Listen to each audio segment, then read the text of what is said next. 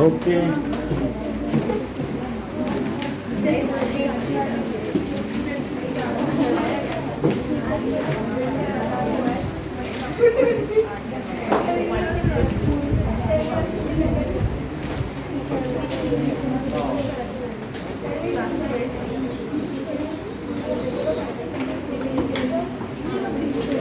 Second chapter geography,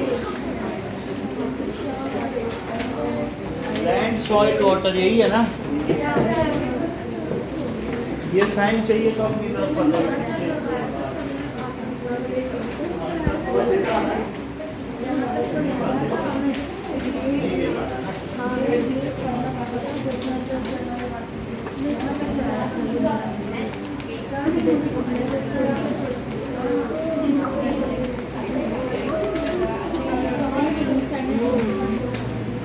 okay. ये वाला land soil चश्मा, मॉडल चश्मा का पहना करो अगर गड़बड़ हो जाती है। Land soil water natural vegetation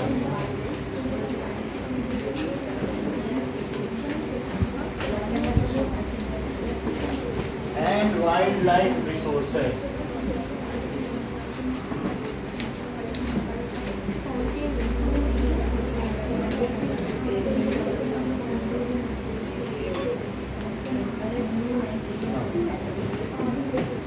So,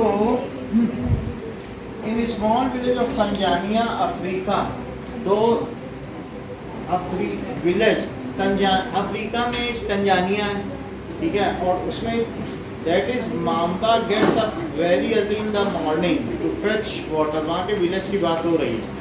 She has to walk a long way and returns after few hours. Then helps his mother. यानी tedious life की बात हो रही. विलेज की लाइफ कैसे होती है कि पहले पानी के लिए फेच करो, फिर इसके लिए उसके बाद जाके खेती में कोई काम करो, अपने भैंसों को चारा खिलाओ, कैटल्स को. यही होता है कि नहीं होता है? So it was a tedious job. So Mamba's father can barely grow some maize and beans on it after toiling hard. बहुत परिश्रम के बाद थोड़ा सा मक्का उगा पाते हैं.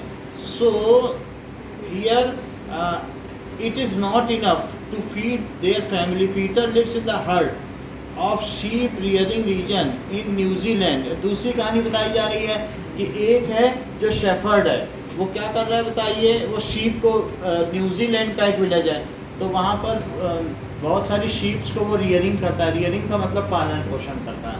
तो फिर and his family runs A wool processing factory, और उसका परिवार वूल निकालेगा, यही सब प्रोसेसिंग करते हैं. There sheep yard is situated on a wide grassy plain. क्या तुम ऐसा समझते हो कि यूएसए में कोई गरीब नहीं है?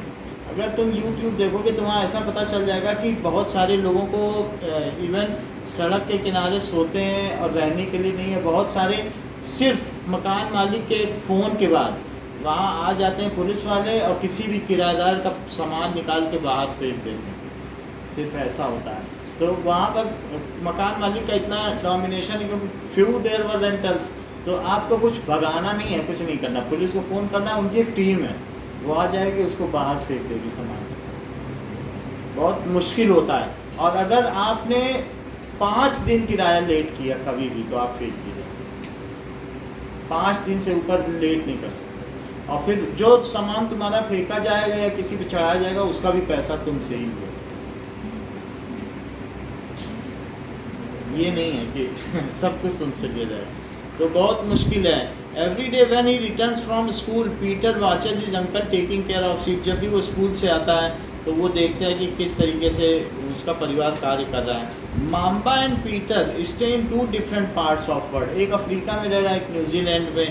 लेकिन the difference is the quality of land, soil, water, natural vegetation. Africa में आप ये जानते हो तिम्बकतू, यानी वो आप लोगों ने पढ़ा होगा कि इब्न बतूता बगल में जूता. वो वहाँ के रहने वाले जो निवासी जो इब्न बतूता कहलाते हैं, वो 60 डिग्री टेम्परेचर पर पहाड़ों में छोटा छोटा घोंसला बना के वहाँ रहते हैं जिससे उनको गर्मी ना लगे. तो बहुत छोटे छोटे होते हैं, अनमोल से भी छोटे, बड़े बड़े आदमी, सो दे आर डॉग। तो लेकिन 60 डिग्री में वो सरवाइव कर लेते हैं। इनका बहुत, इनके दादाजी भी वहीं।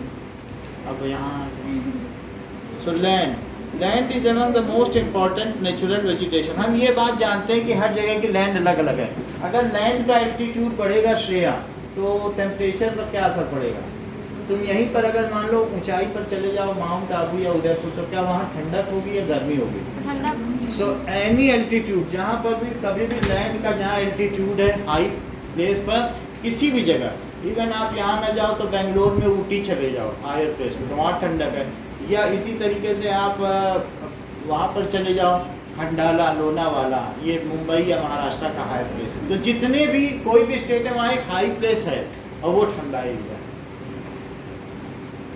सो नेचुरल वेजिटेशन, जैसे जैसे लैंड बदलती है, लैंड के बदलने को क्या कहते हैं? टोपोग्राफी। वेयर यू लिव आसपास क्या है, क्या वहाँ रिवर्स हैं या वहाँ सैंड ड्यून्स हैं? जैसलमेर में तुमने देखा है सैंड ड्यून्स, सैंड के सिलवटें पड़ी रहती हैं, तो वो वहाँ की टोपोग्राफी कहलाती है। टोपोग्राफी का मतलब किस तरह का हैबिटेट है। हैबिटेट के हिसाब से वहाँ का फ्लोरा एंड फौना भी चेंज होता होगा, और साथ ही साथ में वहाँ का टेम्परेचर रेंज भी चेंज हो जाता होगा। ये सारी चीज़ें हैं। तो लैंड क्या चीज़ है, लैंड के बारे में देखो।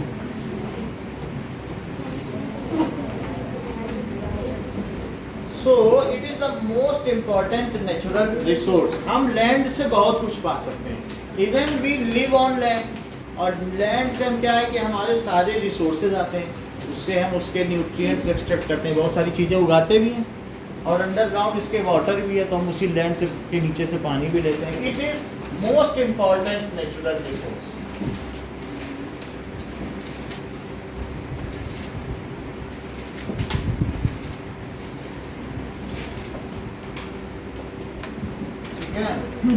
इट कवर्स 30% ऑफ द, जो भी अर्थ है, अर्थ में 70% क्या है?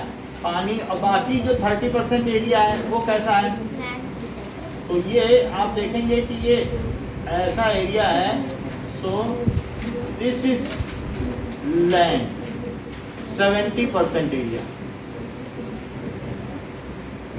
और this is Australia and this is New Zealand. तो यहाँ पर हम देख रहे हैं बाकी जो बच गया थोड़ा बहुत, अगर आप यहाँ पर आर्कटिक और अंटार्कटिक भी निकाल दो, तो 70% क्या है? वाटर, और 30% लैंड। उसी में लोग रहते हैं। जो भी टोटल हमारी पॉपुलेशन है 800, जो 800 करोड़ लोग हैं, ठीक है, 800 करोड़ या 8 बिलियन लोग, तो वो सारे लोग इसी 30% पार्ट पे रहते हैं। पानी में तो कोई नहीं रहता होगा ना। So now the uneven distribution of population. जहाँ अमेरिका में पर स्क्वायर किलोमीटर में 2 लोग रहते हैं, वहीं इंडिया में पर स्क्वायर किलोमीटर में 325 लोग रहते हैं। तो क्या एक जैसा डिस्ट्रीब्यूशन है कि अलग अलग है? तो बिल्कुल अलग अलग है। इंडिया का देखोगे तो इंडिया का 325 और यहाँ 2। ऑस्ट्रेलिया में भी बहुत दूर दूर लोग रहते हैं, तो वहाँ पर अगर मान लीजिए फार्मिंग करनी है तो बहुत बड़े बड़े ट्रैक्टर हैं। एक आदमी पूरे यूपी के बराबर अगर खेत है तो उसको 5000 लोग संभाल रहे हैं, बस इतना है। उसी में वो ऐसे, वहाँ पर जो तुम्हारी गाड़ी पार्किंग होती है उसको, उसमें पार्किंग करने के लिए और पैसा लेने के लिए आदमी नहीं है। उसमें कार्ड डालो, वो खुल जाएगा, गाड़ी वहीं छोड़ के चले जाओ, अपने आप लिफ्ट चली जाएगी, और आओगे पैसा कट जाएगा, गाड़ी मिल जाएगी कार्ड डालो। वही वहाँ पर बहुत सारे कामों के लिए तो कोई है ही नहीं, ऐसे ऑटोमेटिक सिस्टम है। तो इस तरीके से वहाँ पर कभी भी किसी भी जगह पर आप देखोगे रिजर्वेशन काउंटर या कहीं कहीं पे लाइन नहीं लगती है। अगर 2-3 लोग भी अगर दिख जाए तो तुम खुश हो जाओगे, उसी को line, so much line is there, ऐसा होता है। लाइन नाम की चीज़ें है ही नहीं, और यहाँ पर आप देखोगे किसी भी चीज़ के लिए। तो इसका क्या मतलब है? What do you infer from this that India is having this much population? क्या आप ये कहोगे कि इंडिया डेंसली पॉपुलेटेड है कि China?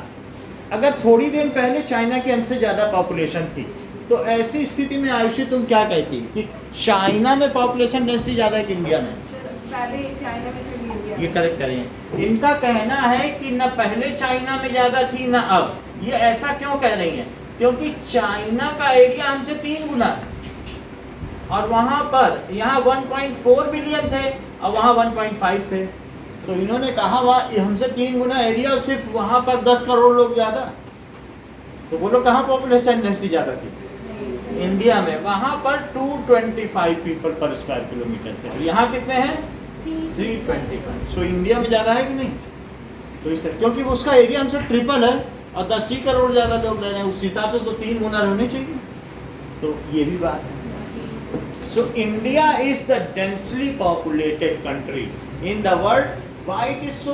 Because in India there is network of rivers. यहाँ नदियों का जाल बिछा रखा है। जहाँ चले जाओ आपसे 20 किलोमीटर दूर पे कोई ना कोई नदी होगी भारत के किसी भी हिस्से में। तो और रिवर से ही जो है कोई चाहे इंडस सिविलाइजेशन हो या मोहनजोदड़ो सिविलाइजेशन हो, सब नदी घाटी सभ्यताएं तो हैं, रिवर के किनारे बसी हुई हैं। And river along with land. So जहाँ रिवर होगी क्या वहाँ आसपास की जो ज़मीन होगी वो सिल्ट से बनी होगी। नदी जो चीज़ छोड़ जाती है वो सिल्ट होती है कि नहीं, जब बाढ़ आती है उसके रेत, और उससे वो बहुत हाईली फर्टाइल ग्राउंड होता है। So Indian most of the Indian land is highly fertile. Even India exports rice and wheat and sugar to many of the countries.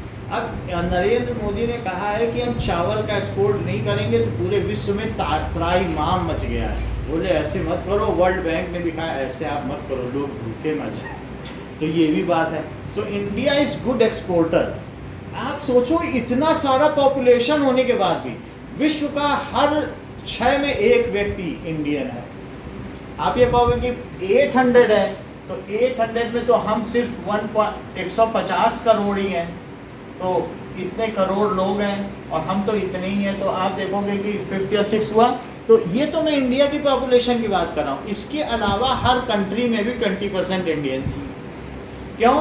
क्योंकि ये जो ईस्ट इंडिया कंपनी ने स्लेवरी शुरू की थी तो भारत के लोगों को बहुत मेहनती थे तो ले जाके बहुत जगह स्लेवरी शुरू की, और इन्होंने जहाँ जहाँ स्लेवरी की वहाँ लोगों को ये बहुत पसंद आ गए और वहाँ की लड़कियों ने इनसे शादी कर ली और फिर वो वहीं के निवासी हो गए और आज वहाँ ज़्यादातर जगहों के प्रधानमंत्री भारत के ही लोग। तो आप देख रहे हो भारतवंशी हैं। अभी ऑस्ट्रेलिया का भी चुना गया, वो भी भारतवंशी है। बहुत सारे ऐसे हैं, कम से कम विश्व के 30 देश ऐसे हैं जिसमें भारतवंशी इस समय मोस्टली वहाँ के है। बात समझ में आ गई? तो इंडियन लोग वहाँ पर चले गए। तो आप ये क्या देख रहे हैं इसमें कि इंडिया में रिसोर्सेज बहुत है। India is having plenty of resources. और महात्मा गांधी ने भी जो सस्टेनेबल डेवलपमेंट की बात की थी, उन्होंने कहा इंडिया को किसी से कुछ लेने की जरूरत नहीं है, इंडिया के पास सब कुछ है और बहुत तेज़ी से विकास की ओर मत भागो, हमें मशीनीकरण नहीं चाहिए। जिनके पास 2 लोग हैं वो मशीन ले रहे हैं। तो जो कांग्रेस गवर्नमेंट थी कहती थी हम भी आधुनिकीकरण करेंगे, तो गांधी जी ने कहा नहीं, इतने लोग हैं, अगर तुम मशीन ले आओगे तो भूखे मरेंगे। तुमको मशीन नहीं चाहिए, लोगों के हाथों से काम लो, क्योंकि सबको रोजगार मिलेगा। और तुम 20 आदमी का काम एक मशीन को दे दोगे तो उससे क्या होगा? तो तुम्हारा ऐसा डेवलपमेंट होना चाहिए जो सस्टेन करे। बहुत जल्दी मत भागो और लोगों को पीछे मत छोड़ो। समझ में आई बात कि नहीं? ऐसा उन्होंने कहा। नाउ अब जरा देखिए कि the rugged topography, what does it mean by topography Mayank? Sir, the different type of land and Yes. soil in different जो इस चीज़ को टोपोग्राफी कहते हैं, क्या किस हैबिटेट में या कहाँ कैसे रहते हो। सो डिफरेंट टोपोग्राफी है। कहीं कहीं स्टीप स्लोप्स हैं। कहाँ पे स्टीप स्लोप्स हो सकते हैं आते हैं? स्टीप स्लोप्स केरला साइड में वहाँ हो सकते हैं, या फिर माउंटेनियस रेंज में भी बहुत स्टीप स्लोप हो सकते हैं कि नहीं? तो ऐसी जगह भी हो सकती है। तो लैंड में माउंटेन भी आ सकता है और कहीं कहीं डेजर्ट हो सकता है, जैसे यहाँ ये सब डेजर्ट एरिया है। सो स्पेशली पॉपुलेटेड और अनइनहेबिटेटेड। तो इनहेबिटेड कहा गया है दैट इज स्पार्सली पॉपुलेटेड और अनइनहेबिटेटेड, जहाँ कोई नहीं रहता है। कहाँ कहाँ कोई नहीं रहता है? माउंटेन में कोई नहीं रहता है, डेजर्ट में। हमारे यहाँ के डेजर्ट का क्या नाम है? थार की सहारा? थार डेजर्ट। तो हम थार डेजर्ट हमारे आसपास ही है। तो इस तरीके से थार डेजर्ट हो या कहीं पर भी, इट इज़ इनहेबिटेड। आप अगर हेलीकॉप्टर से इसका सर्वे करोगे तो आपको पता चल जाएगा जोधपुर इतना है, फिर बहुत दूर तक बालू बालू बालू बालू, फिर थोड़ा सा उदयपुर, फिर बालू बालू बालू बालू, फिर थोड़ा सा जयपुर, बीच में कुछ नहीं है। जबकि आप यूपी में जाओगे पूरा पॉपुलेशन ही पॉपुलेशन दिख रही है, लेकिन यहाँ ऐसा नहीं है। यहाँ पहले किले थे और किले के चारों तरफ कुछ हजार लोग थे, तो अब किले दूर दूर थे जहाँ जहाँ पहाड़ थे। जैसे हम अरावली में, अभी यहाँ की माउंटेनियस रेंज कौन सी है? अरावली पर्वत श्रेणी है, तो उसी में लोगों ने किले बना लिए राजाओं ने, आसपास लोग रहने लग गए। लेकिन धीरे धीरे तो पॉपुलेशन बढ़ेगी, तो पॉपुलेशन बढ़ते बढ़ते हम लोग मेहरानगढ़ किले के चारों ओर गए, अगर देखा जाए जोधपुर। ऐसे कहीं ना कहीं आमेर का किला है जयपुर, उसके चारों लोग, और फिर बीच में बालू है। 5 घंटे तुम्हारा हेलीकॉप्टर, हम लोग तो मैं एयरफोर्स में था और फायरिंग के लिए जाता था, बॉम्बिंग रॉकेटरी के लिए यहाँ से, तो उसमें मैं देखता था 6-6 घंटे चल रहा है जहाज, और रेत ही रेत, फिर एक शहर आया, फिर 6 घंटे चला, फिर से एक शहर आया, तो ऐसे यहाँ आते। तो इस तरीके से अनइनहेबिटेड, ये वर्ड यहाँ क्या यूज़ किया गया है? यहाँ पर बहुत सारे ऐसी जगह हैं, चाहे माउंटेनियस रेंज हो या फिर डेजर्ट हो, वहाँ पर कोई नहीं रहता। यहाँ ये क्या चीज़ दिखाई गई है बताओ? साल्जबर्ग इन ऑस्ट्रिया। सो इसमें notice in how many ways the land has been used in above picture. तो यहाँ पर दिखाया गया है लैंड यूज, इसको यूज पढ़ते हैं कि ऑस्ट्रिया। ऑस्ट्रिया कहाँ पर है? अगर हम देखेंगे तो ये देखिए, ये फ्रांस है, यूरोप में ये क्या है? और दैट इज दिस इज, इस पर्वत को क्या कहते हैं जो यूरोप और एशिया को अलग अलग करता है? कौन से? एंडीज है, कौन सा है? एक बार देख लें, मुझे याद नहीं आ रहा। The mountain which separates Asia and Europe, okay, Ural. So ये यूराल है, ये मून से भी दिखेगा। तो यूराल के इधर एशिया और यूराल के उधर ये यूरोप और ये एशिया। तो यहाँ पर ये क्या बताइए? फ्रांस। और ये इधर पर क्या है? ऑस्ट्रिया, जिसकी हम बात कर रहे हैं, जिसका पिक्चर दिखाएगा। तो यूरोप में ये चीज़ है ऑस्ट्रिया, ठीक है। देखिए अब इसमें क्या दिखाया जा रहा है कि लैंड का यूज किस तरीके से किया जा सकता है। लैंड का दिव्या क्या क्या यूज हो सकता है? फॉरेस्ट्री कर सकते हैं और माइनिंग कर सकते हैं, बिल्डिंग हाउसेस, ये भी हो सकता है, रोड्स बना सकते हैं, इंडस्ट्रीज बना सकते हैं, ये सारे यूजेस हैं लैंड के, ठीक है कि नहीं। जैसे हमारे यहाँ माइनिंग के लिए कौन से स्टेट की लैंड का यूज होता है? मोस्टली बिहार, झारखंड, झारखंड के स्टेट का कोल माइंस के लिए यूज होता है। So this is commonly termed as land use. हम कैसे यूज कर सकते हैं? जैसे हमने देखा कि मांबा और पीटर के बारे में, उनका अलग अलग यूज़ है। एक क्या कर रहा है? रियरिंग ऑफ एनिमल्स के लिए यूज़ कर रहा है, जबकि दूसरा क्या कर रहा है? उसमें एग्रीकल्चर कर रहा है और थोड़े बहुत मेज़ उगाता है, मक्का। तो मांबा जो है, जो कहाँ का रहने वाला है? तंजानिया का, वो मेज़ उगा रहा है। तो इस तरीके से डिफरेंट लैंड यूज़ होता है। As per the climatic condition and the technology available, उसका अलग अलग यूज़ होता है। यहाँ पर तंजानिया की बात कही गई है। तंजानिया में बहुत सारे मिनरल्स हैं। तो पहले वहाँ के लोग आए, वहाँ के लोग अफ्रीका के लोगों, अफ्रीका में सबसे ज़्यादा वर्ल्ड में मिनरल्स कहाँ पर है? अफ्रीका में ही। तो लेकिन वहाँ वो लोग उसको निकाल नहीं पाते हैं, तो यूरोपियन कंट्रीज़ ने वहाँ की सब माइंस खरीद ली हैं। और माइंस खरीदने के बाद वो क्या करते हैं? वहाँ के लोगों को किस पर रखते हैं? लेबर के तौर पर। भाई तुम्हारे यहाँ की माइंस है, तो तुम ऐसा कह सकते थे कि आधा पैसा हमको दो, आधा तुम दो, ऐसा कह सकते थे कि नहीं? जैसे सऊदी अरब वालों ने कहा, उनको भी नहीं आती रिफाइनिंग, रिफाइनरी सब बाहर से लिए, काम करने वाले इंजीनियर सब भारत के जाते हैं। सऊदी अरब में क्यों जाते हैं भारत के इंजीनियर? क्योंकि रिफाइनिंग कौन करेगा, नहीं जाएंगे तो इस तरीके से अफ्रीका की मोस्ट ऑफ द माइनिंग दूसरे कंट्रीज़ ने खरीद ली है, इसलिए वहाँ के लोग गरीब हैं और बहुत सारे लोग बीमारी से मर भी रहे हैं। तो वो लोग जो बाहर से आते हैं ना, वो माइनिंग के बाद जो कचरा होता है वो वहीं की रिवर में डाल देते हैं, तो उसमें सब आर्सेनिक और सब जहर, संखिया, बहुत बड़ा बड़ा विष होता है, वो पानी में हो गया, वो पी पी के लोग मरते हैं। तो उन लोगों ने बहुत बार वहाँ की इंडस्ट्री में तोड़ फोड़ की। तो यहाँ पर ये बात कही गई है कि land can also be classified on the basis of ownership. कई बार ऐसा होता है कि प्राइवेट लैंड होती है, कई बार कम्युनिटी लैंड होती है। जैसे तुम्हारे यहाँ का पार्क है तो वो किसी एक की प्रॉपर्टी होगी कि पूरी कम्युनिटी की होगी? जो उस पार्क के आसपास रहेंगे और जो तुम्हारा अपना घर है वो तुम्हारी प्राइवेट लैंड हो सकती है। तो लैंड दो तरीके की है, एक तो land on the basis of use कि कैसे यूज़ करते हो, दूसरा land can also be classified as, कैसे क्लासिफाई की जा सकती है? एक तो प्राइवेट लैंड है और दूसरी बताइए कॉन्वेंट कह रहे हैं। हाँ बोलो। हाँ बहुत अच्छा। तुम्हारी इंग्लिश हमें लिख नहीं पाते हो ना कोई भी सेंटेंस। अभी अभी भी जो हमने किया था बहुत सारे में तुम लिख ही नहीं पाए थे। नाउ ठीक है, अब जरा देखिए कि community land is owned by community. जैसे वहाँ पर कभी ना कभी कोई फंक्शन हो सकता है या कुछ भी हो सकता है। और कई बार कम्युनिटी लैंड ऐसी भी होती है जैसे रशिया में है। रशिया एक सोशलिस्ट कंट्री है। रशिया में लैंड किसी के द्वारा ओन नहीं की जा सकती। समाजवादी सरकार जो थी ना, लैंड पूरी किसकी है बताइए? कि एक कम्युनिटी के जो वहाँ के लोग हैं। तुम वहाँ काम करो और जितना उगेगा सबको बराबर बांट दिया जाएगा।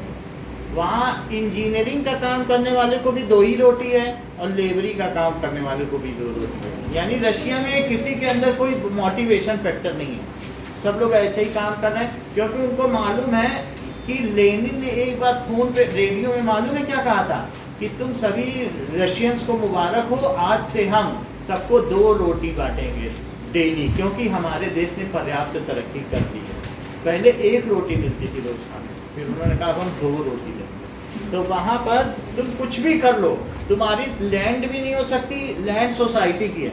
इवन तुम्हारे अपने हो नहीं हो सकते, अपने प्लो नहीं हो सकते, वो सोसाइटी की एक ज़मीन पर रखे जाएंगे, उठाओ काम करो वहीं रख दो, जब अनाज उगेगा सबको बांट दिया जाएगा। तो ऐसा सोशलिज्म, ये क्या तुम इस प्रकार का सोशलिज्म पसंद करते हो? ये रशिया में है, ये किसी को भी मोटिवेट नहीं करता है। और वहाँ के लोग कुछ अच्छा नहीं करना चाहते हैं, कुछ भी ऐसा उनके मन में आता ही नहीं। जब तुम्हारी कुछ प्रॉपर्टी नहीं होगी, आदमी अपनी प्रॉस्पेरिटी के लिए कर रहा है, ये क्यों इतने एक्सपेरिमेंट्स कर रहे हैं? क्यों ये साइंटिस्ट बन रहे हैं? क्योंकि आगे चल कर इनका नाम होगा, ये न्यूटन को पिछाड़ देंगे। तो इस तरीके से कर रहे हैं। तो अगर ये इनमें मोरल ना हो तो फिर ये करते कभी है? नाउ अब यहाँ पर कहा गया these community lands are known as common property resources. तो रशिया में कैसी प्रॉपर्टी है? कॉमन प्रॉपर्टी, किसी एक की नहीं है, वो कम्युनिटी की। पहले कैसी थी? पहले वहाँ का राजा जार था। जार जानते हो ना, बहुत क्रूर राजा होते थे। तो लोगों ने फिर कॉन्सेप्ट चलाया, नहीं ये राजाओं की नहीं होगी, हम लोग की मिली जुली संपत्ति होगी, फिर कम्युनिटी होगी। अब देखो, people and their demands are ever growing but the availability of land is limited. तो ऐसी स्थिति में धीरे धीरे क्या होगा, जो अर्बन पीपल हैं वो एक्सपेंड करते जा रहे हैं। तो क्या वो विलेज की तरफ बढ़ते जा रहे हैं? जैसे पहले दिल्ली था, फिर वो NCR बना जो अगल बगल का एरिया था। तो क्या अगल बगल के सारी एग्रीकल्चरल लैंड खत्म होती जाएंगी और वहाँ प्लॉट्स कटते जाएंगे? धीरे धीरे लोग रहने लगेंगे ना वहाँ पर। तो उससे क्या होगा बताओ? आपकी एग्रीकल्चरल लैंड कम होती जाएगी। फिर एग्रीकल्चरल लैंड को बढ़ाने के लिए तुम क्या करोगे? क्या फॉरेस्ट को कट करोगे? तो हमारे यहाँ एक ऐसी भी समय आ गया था, पहले फॉरेस्ट 31% था, फिर घटते घटते 23% रह गया था। फिर और भी इसका इतना अर्बनाइजेशन हुआ, शहरीकरण। अर्बनाइजेशन का क्या मतलब होता है? तो उसकी वजह से फॉरेस्ट 15% भी रह गया था इसमें। अब फिर थोड़े अभी 15 सालों में फॉरेस्ट फिर 23 पे आया, लेकिन आज़ादी के समय ये 31%। तो फॉरेस्ट होना बहुत ज़रूरी है, अदरवाइज़ क्या होगा, पॉल्यूशन लेवल बढ़ जाएगा। अब पॉल्यूशन लेवल बढ़ेगा तो आपको फिर बीमार लोग होंगे तो उनके मेडिसिन पे ज़्यादा खर्च करना पड़ेगा। तो फॉरेस्ट का होना ज़रूरी है। अभी भी हमारे इंडिया में लंग्स ऑफ इंडिया किसे कहेंगे? कौन से स्टेट को? MP। मतलब जो MP है वो पूरा जंगली एरिया। नाउ अब आगे देख लीजिए, इसमें ये चीज़ क्या कही गई है कि if today the vast changes of land में अगर हम धीरे धीरे उसमें डिफॉरेस्टेशन करते जाएंगे तो लैंड डिग्रेडेशन हो रहा है। और पहाड़ों पर अगर ज़्यादा विकास किया जाए, माइनिंग की जाए, तो क्या होगा बताओ? लैंडस्लाइड्स होंगे, क्योंकि अगर आप पत्थरों को डिस्टर्ब करोगे तो क्या होगा, उनमें क्रैक्स आ जाएंगे। और धीरे धीरे वो पूरा सरक जाते हैं और पूरे गांव का गांव अंदर दब जाता है। कहते हैं 300 लोगों का गाँव अंदर दब गया, उनको तो निकालना भी बहुत मुश्किल होता है, ऐसे भी लैंडस्लाइड होने लगे। तो हम लोगों ने पहाड़ों पे रोड बनाई है, लेकिन रोड ऐसे नहीं बनती, वो भी ब्लास्ट करके बनती है, ब्लास्ट करने पड़ते हैं ना, टाइनी ब्लास्ट। तो जब वो एक साथ लगा के तो फिर वहाँ कट जाता है रोड, फिर उसको चलाया जाता है। However, this is dangerous when you are playing with nature, तो उससे लैंडस्लाइड और दूसरे खतरे बढ़ रहे हैं। आपको मालूम है जो केदारनाथ में इतना सब कुछ ऊपर से गाद भर के आई थी, मिट्टी भरते हुए सारी नदियाँ भर गई थी, तो उसमें क्या हुआ था, बहुत सारा सिल्ट जमा हो गया था, कार की कार पूरी दब गई थी सिल्ट में। मतलब वो शहरों से हुआ था, आधा घर पूरा सिल्ट से दब गया, उसमें कितने लोग मर गए, सोते सोते मर गए। एक मूवी भी बनी थी इस तरह से ना, केदारनाथ की। तो now conservation of land resources, हमारे जो लैंड रिसोर्सेज हैं उनको हमें कैसे बचाना चाहिए ना। इसमें अलग अलग फिगर है, change in land use over time. इस फिगर को देखो तो इसमें क्या दिखाया गया है कि पहले धीरे धीरे फर्टिलाइजर्स हुआ, फिर बोलो जो छोटे छोटे घर थे क्या उनकी जगह पक्के मकान बन गए। पहले कुटिया थी, फिर वो कॉटेज से पक्के मकान बन गए, फिर धीरे धीरे जहाँ लोगों के ट्रैक्टर चला करते थे क्या वहाँ पर कारें चलने लगी। और कार चलने के बाद अब तुमको इसमें कहीं चौथे फिगर में थोड़ी बहुत भी हरियाली दिख रही है। Now it has shrink to a small part, और बाकी कहीं कुछ नहीं है। पहले का वेजिटेशन और बाद के उसमें करो तो धीरे धीरे एयर पोल्यूशन बाद में दिखाया गया ज़्यादा बढ़ता चला गया, शुरू में नहीं इतना। तो it is degrading of land, धीरे धीरे लैंड डिग्रेडेशन होता है। अगर तुम क्या सोचोगे कि खेत में गंदगी हो सकती है, या खेत में झाड़ू लगते होंगे कभी क्या, खेत में और फिर भी खेत साफ रहते हैं, क्योंकि अगर सॉइल नेचुरल है तो वहाँ पर कोई इस तरीके का पोल्यूशन नहीं होगा, कोई पॉलीथीन ही नहीं होगी, कोई फेंकने वाला नहीं होगा। वहाँ के लोग अगर खाते भी होंगे तो पत्ते में लेकर कुछ खाते होंगे, वहाँ के लोगों को पॉलीथीन नहीं मिल पाएगी। लेकिन जैसे जैसे अर्बनाइजेशन होगा, सृष्टि अर्बनाइजेशन क्या होता है, अर्बन क्या होता है बोलो। अर्बन का मतलब शहर, एक अर्बन होता है और दूसरा क्या होता है रूरल। तो अर्बनाइजेशन का मतलब क्या होता है, that is conversion of village into cities is known as urbanization. So conversion of village into cities is called urbanization. Urbanization. It is cause of land degradation. Cause of land degradation. So land दो तरीके की हो सकती है, either land use दो तरीके का हो सकता है, या तो ये प्राइवेट लैंड हो सकती है, या फिर क्या हो सकता है लैंड यूज, प्राइवेट लैंड और community land.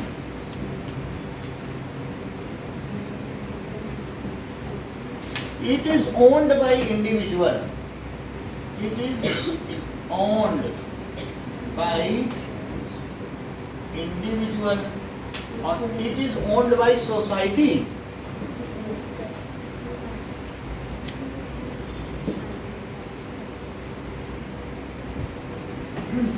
Now, what are the various types of land use? So, land is used for agriculture,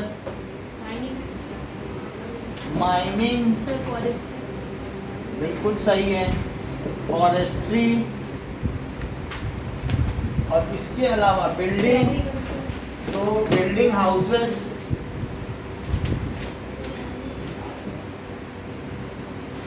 और रियरिंग कैटल्स, पशुपालन के लिए भी लैंड का यूज होता है। रियरिंग कैटल्स, इन सब चीजों में ठीक है। फॉरेस्ट्री के लिए और क्या बताया sir, making industries, making industry,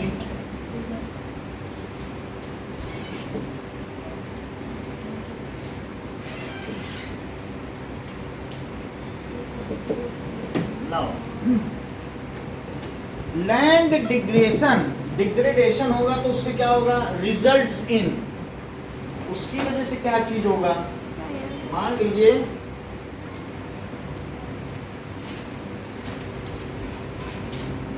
अब ये देखिए, सो कुछ चीजें हैं कि जो कम्युनिटी लैंड है इसका दूसरा नाम क्या है, कॉमन प्रॉपर्टी रिसोर्स, इसका दूसरा नाम है, बुक में बोल्ड लेटर्स में लिखा है कॉमन प्रॉपर्टी रिसोर्सेस, इसको सभी लोग यूज कर सकते हैं। Next is now due to urbanisation या ड्यू टू सॉइल डिग्रेडेशन क्या होगा,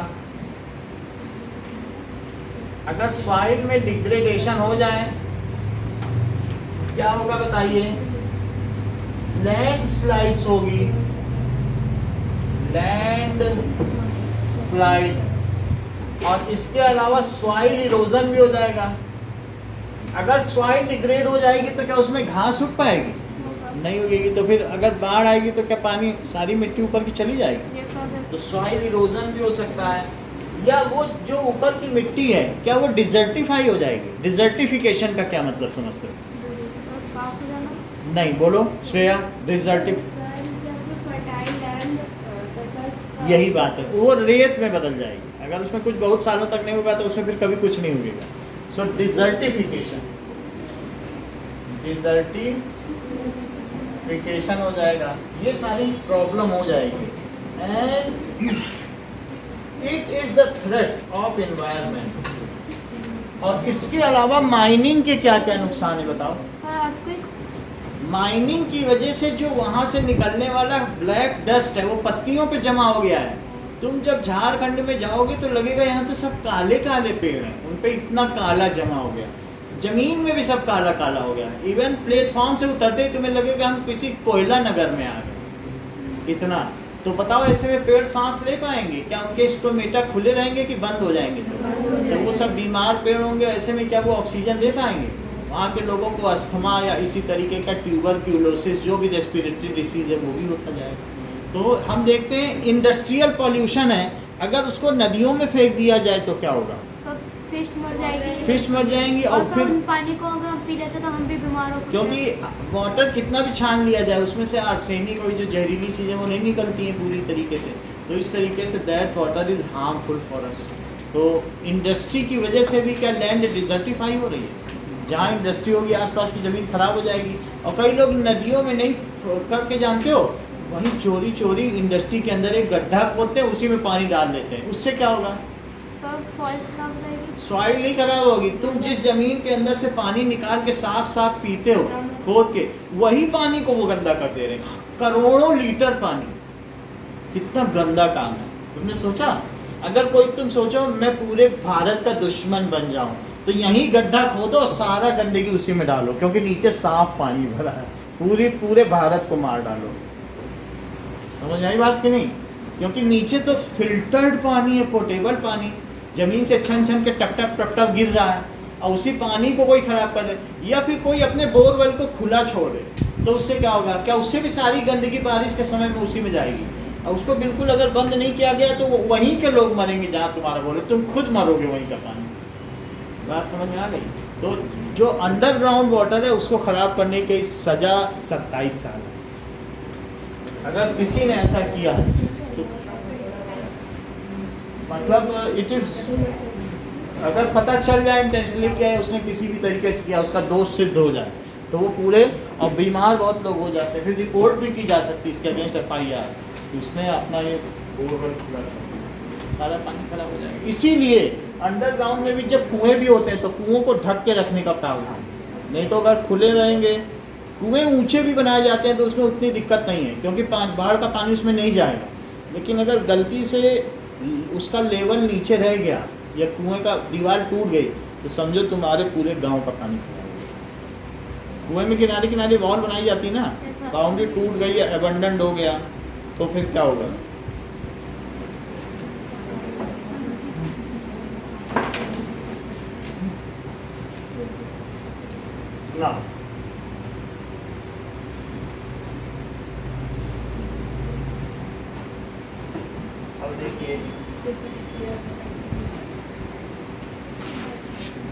तो कंजर्वेशन ऑफ लैंड रिसोर्सेज, हमें ये तो पता चल गया कि अर्बनाइजेशन की वजह से नुकसान बहुत है। फिर अनमोल हम अपने लैंड को कैसे संभालें, how could be conserve, so that is conservation of land resources. Growing population and their ever-growing demands had led to large-scale destruction of forest cover और इससे fear of losing the natural resource। अगर मान लीजिए जो England में बहने वाली river थी, एक टाइम पे उसको देखने के लिए बहुत सारे लोग आते थे, इतनी अच्छी रिवर इंग्लैंड में, बट थोड़े दिनों में ये लंदन के पास थी, आज वो एक ड्रेनेज, एक नाले की तरह हो गई और वो टूरिस्ट प्लेस बिल्कुल ख़राब हो गई। अगर दिल्ली की यमुना रिवर सही हो जाए तो उसको हर महीने 700 करोड़ का रेवेन्यू सिर्फ टूरिज्म से, क्योंकि अल्टीमेटली उसके लिए बहुत सरकार काम कर रही है। या कुछ भी गंगा, अगर हमारी गंगा साफ हुई है तो आपको मालूम है नमामि गंगे परियोजना चली थी गंगा साफ करने के लिए, ऐसा मोदी सरकार ने चलाया था, और उस पर फिर उसने बहुत बड़े बड़े यार्ड और दूसरे चलाए, क्रूज चलाए, उससे इसको इतना ज़्यादा रेवेन्यू मिल रहा है। तो उस स्वीट्स पे या उस क्रूज पे लोग एक एक दिन का कई हज़ार, 21,000 लेते हैं एक दिन के सफर का, तो समझो सरकार को कितना फ़ायदा होगा। तो इस तरीके से अगर वाटर सिस्टम जो है ना, वाटर नेटवर्क ठीक हो जाए तो टूरिस्ट इससे बहुत हैप्पी होते हैं। इवन स्टैचू ऑफ लिबर्टी आप जानते हो, वो स्टैचू ऑफ स्वतंत्रता की देवी जो अमेरिका में कॉपर की बनी हुई है, उसके आसपास का पूरी नदी जो भी है दैट इज़ मैक्सिको के पास पूरा गंदा हो गया, तो उसकी वजह से अब लोगों का आना जाना कम हो गया। तो हम ये बात देख रहे हैं कि सॉइल डिग्रेडेशन से बचना चाहिए। अर्बनाइजेशन के बड़े नुकसान हैं। अर्बनाइजेशन में अगर हम बहुत ज़्यादा होते जाएंगे, हमारी पॉपुलेशन बढ़ रही है, तो क्या ये अच्छी बात है कि नहीं अच्छी बात है? इससे हम उनको सस्टेन नहीं कर पाएंगे, हमारी बड़ी सारी प्रॉब्लम होती जाएंगी। क्या प्रॉब्लम हो सकती है? फॉरेस्ट कट हो जाएंगे, हमारा पॉल्यूशन लेवल बढ़ जाएगा, बहुत सारी समस्याएं होती चली जाएंगी। अब देखिए, तो the thin layer of granny substance covering the surface of earth, soil किसको कहते हैं? ये जो जमीन है सब सॉइल है कि जो ऊपर की 10 सेंटीमीटर की लेयर है वही सॉइल है? वास्तव में जो इतनी लेयर है वही सॉइल है, क्योंकि सारे न्यूट्रिएंट्स और ह्यूमस, ऑर्गेनिक मैटर उसी में पाए जाते हैं। तो थिन लेयर उसको हमें बचाना होगा। अगर वो चीज़ वो डिप्लीट हो गई या किसी तरीके से उसका इरोजन हो गया, इरोजन का मतलब है मृदा अपरदन। मृदा अपरदन का मतलब है पानी आया और बाढ़ उसे बहा के ले जाए, गंगा सागर में मिला दे, यानी सी में ले जाए, तो सारी मिट्टी अगर चली जाएगी तो फिर तुम्हारे कोई अच्छी चीज़ नहीं होगी। क्या हो जाएगा? हाँ, ड्रॉट्स भी आते जाएंगे, वो भी बात सही है। तो ड्रॉट्स भी आएंगे, साथ में तुम उसी सॉइल की अपर लेयर को बचाने के लिए बहुत कुछ डालते हो। एक किसान पूरे जीवन में कितना कुछ डाल देता है, और वही चली गई तो सब कुछ चला गया कि नहीं? नाउ यहाँ पर बताया गया है कि this is closely linked to land, different types of soil gives different produce. आपको क्या मालूम है, कहीं कहीं पर ब्लैक सॉइल है, कहीं रेड सॉइल है, अलग अलग तरीके की मिट्टी अलग अलग जगह पर है। तो यहाँ पर हम देख रहे हैं कि सॉइल अलग अलग तरीके की हैं, तो उससे प्रोड्यूस भी अलग अलग तरीके के होंगे। जरा हम देखें इस चीज़ को।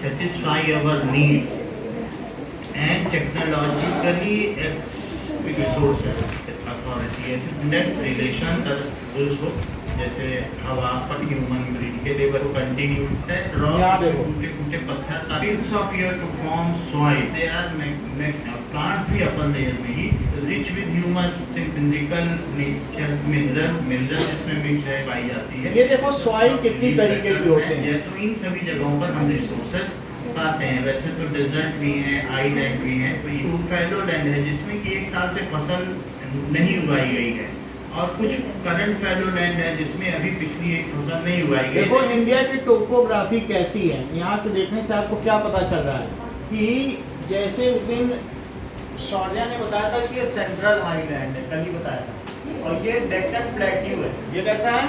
डेक्कन, ये थोड़ा सा उठा है और ये बहुत ऊंची जमीन है, इसको क्या कहते हैं? सेंट्रल हाईलैंड है। और उसके ऊपर तुम्हें प्लेन दिख रहा है जैसे सीमेंट कर रखा हो, नॉर्दर्न प्लेन्स ऐसा है सेंट्रल प्लेन। और यहाँ पर क्या है? This is Thar desert. और ऐसे आप देखोगे यहाँ भी कुछ प्लेन्स हैं और उसके ऊपर सारा माउंटेनियस रेंज। इतनी बात समझ में आ गई? तो हमारे यहाँ की टोपोग्राफी अलग अलग है। अब जरा देखें कि हमारे यहाँ का सॉइल स्ट्रक्चर कैसा होता है। So it is the three main relief pattern which area of northern you can appreciate. Here also one thing is to be added if how planar is the area of northern you can appreciate. फिर से देखो तो यहाँ पर आपको दिख रहा है कि नदन ट्रेन कितना प्लेनर है। तुम अगर ट्रेन से जाओगे तो तुमको लगेगा प्लास्टर करके बनाए, कोई पहाड़ नहीं। कुछ है यहाँ पे? देखो कहाँ कहाँ, ये देखो कुछ है यहाँ पे? बताइए। ऐसा लग रहा है जैसे एक ही जैसा प्लेन है। पानी डालो तो इक्वली, अगर वहाँ तुम एक बकेट डाल दो तो बराबर बराबर दिखाएगा। तो नदन ट्रेन से ये थोड़ा सेंट्रल आइलैंड है। और ये कौन से घाट है? वेस्टर्न घाट्स। और इधर पर सारी नदियां यहाँ से उठती हैं और यहाँ बहती हुई यहाँ, उधर कोई नदी नहीं। ये मालाबार कोस्ट है, इसमें सारे हीरो हीरोइन है। बहुत ही, उसका 1 स्क्वायर फीट एरिया ही 100 करोड़ का है। तो ये बहुत कॉस्टली जमीन है, यहाँ कोई सामान आके नहीं जा सकता, इतने चौकीदार लगे। तो मालाबार कोस्ट है, यहाँ पर बारिश होती है। बाकी आप देख रहे हैं इंडिया की टोपोग्राफी, ऊपर का हिमालय देखो। अब जरा हम सॉइल देखें।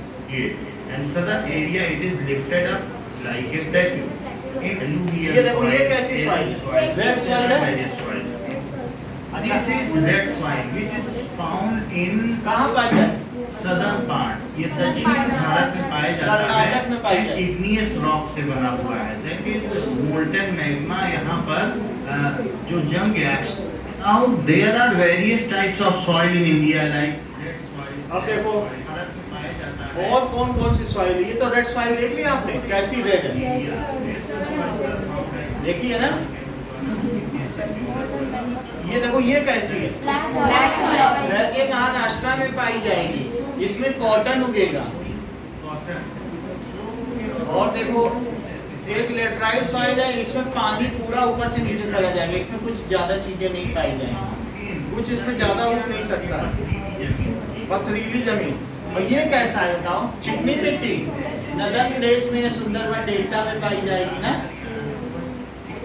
चिकनी मिट्टी। वाटर रिटेंशन कैपेसिटी बहुत होती है इसकी।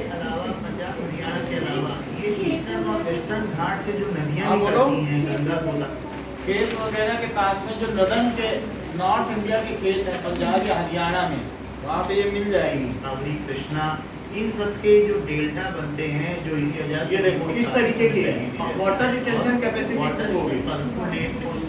ये कैसी सॉइल है? इसमें कुछ नहीं उगेगा, बबूल कीकर उगेगा। लेटराइट सॉइल तो मैंने दिखा दी। ये देखो अलग अलग तरीके की, अगर सॉइल अलग अलग है तो क्या उनमें उगने वाले प्रोड्यूसर्स भी अलग अलग होंगे?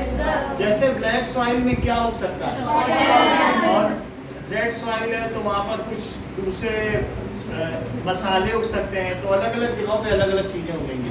Different kinds of soils are having different nutrients, और उसकी वजह से उसमें उगने वाला प्रोड्यूस भी अलग अलग होगा। तो यहाँ पर ये दिखाया गया है कि ये देखो मिट्टी है और क्ले वो होता है जिससे बर्तन। Okay now so there are different kinds of soil. ऐसा आपकी बुक में दिखाया गया है क्या कि सॉइल के बारे में पढ़ो। So that is the thin upper most layer of land is known as soil. Soil क्या है? Thin upper most layer of land is called soil. It contains, इसमें क्या क्या चीज होगा? Lot of nutrients भी होंगे and humus. So humus भी होगा। ह्यूमस का मतलब समझते हो कि बहुत सारा प्लांट का पत्ते जब गिर जाएं जमीन में, ये काऊ डंग जैसे गाय का गोबर ये सब उसी में ऐड खाद होता जाएगा, यानी लाइटर होती जाएगी सॉइल। अदरवाइज सॉइल तो पत्थरों से टूट टूट के बनती है, बट ह्यूमस में क्या प्रॉपर्टी होती है बेटा प्रीतिका? बोलो। ह्यूमस के होने हल्का होता है और वो मिट्टी को भी हल्का कर देता है और उसमें वाटर रिटेंशन कैपेसिटी होगी और उससे क्या होता है, रूट्स को एयर मिलती है, नहीं तो रूट सड़ जाएंगी पानी में। और गर्म भी होता है। अच्छा, नाउ इसके बाद soil is made of organic matter. आपको ये मालूम है कि पहाड़ों से सॉइल कैसे बनती है? जब यहाँ पर क्या होता है कि पहाड़ों में कहीं कहीं छेद होता है, उसमें पानी चला जाएगा और पानी चला जाने के बाद तुमने कभी घर में आइस ट्रे जमाई है? तो क्या जो बर्फ जमती थोड़ी उठ जाती है क्या?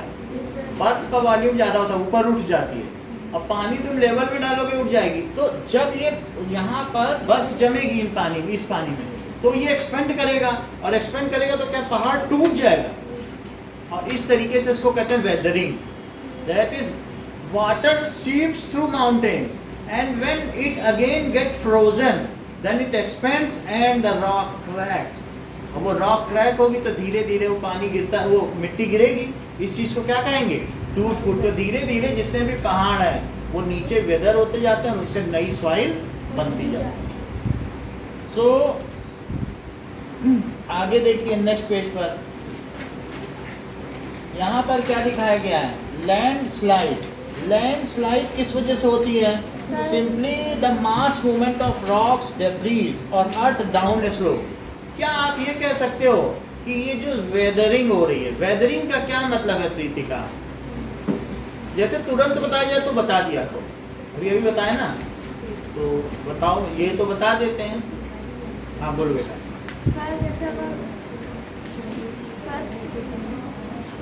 हाँ, जैसे कि अनमोल ने बताया कि इसमें जब वाटर गया और धीरे धीरे एक्सपेंड हुआ तो ये पहाड़ टूट टूट के गिरेंगे। So this is the process of breaking down the debris. Debris का क्या मतलब होता है? टुकड़े। Breaking down of debris from mountain and coming down. इससे क्या होगा बताइए? That is called land slide. तो लैंड स्लाइड को, लैंड स्लाइड हमारी वजह से भी होती है कि देवव्रत एक नेचुरल प्रोसेस है? नेचुरल भी है, क्योंकि अल्टीमेटली ये जब पहाड़ टूटेगा तो क्या लैंडस्लाइड नहीं होगी? तो लैंडस्लाइड तो होगी, वैसे भी होगी, लेकिन हम करेंगे तो और ज़्यादा होगी। अगर हम पहाड़ों पे ब्लास्टिंग करेंगे अपने आप होगी तो कम होगी। तो लैंडस्लाइड होती है।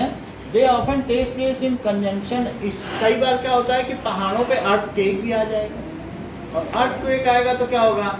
तो भी लैंडस्लाइड होगी, पहाड़ टूटेंगे। सो लैंडस्लाइड अकर्स होता है। सो उससे क्या होगा बोलो?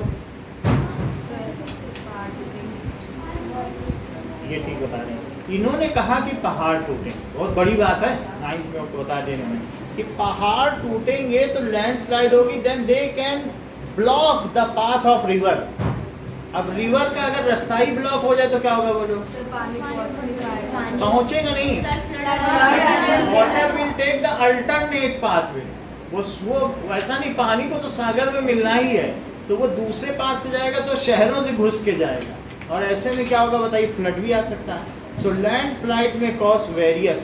इसी वजह से जितना भी केदारनाथ का जो लैंडस्लाइड है उसको हटाने में कितना समय लगा, 3 साल बाद फिर अब जाके हरिद्वार में वही फ्लो बन पाया रिवर का। नहीं तो वो सारा उसने कर दिया था, अल्टरनेट पाथवे से जा रहा था, इतनी गाद जमीन में इकट्ठी हो गई थी, सिल्ट जमीन में इकट्ठा हो गया था, तो उसको हटाना जरूरी है। अदरवाइज जो रिवर की कैपेसिटी अगर डाउन हो गई, नीचे सब पूरा सिल्ट है, तो रिवर तो कभी भी फ्लोट कर वो करेगी, उसमें वाटर रिटेंशन कैपेसिटी होनी चाहिए कि नहीं। नदियाँ गहरी होनी चाहिए, अगर धीरे धीरे उसमें नीचे कुछ ना कुछ ऑर्गेनिक मैटर जमा होता गया तो रिवर की लाइफ कम होती जाए। तो रिवर में फ्लो ऐसा होना चाहिए कि सब चीज़ें क्या हो, बहती चली जाए। बात समझ में आ गई कि नहीं। ऑर्गेनिक मैटर ज़्यादा इकट्ठा हो जाएगा तो नीचे उसमें रिवर के नीचे भी प्लांट्स उगाते हैं, तो वो वहाँ और जम जाएगा वहाँ, ठीक है कि नहीं।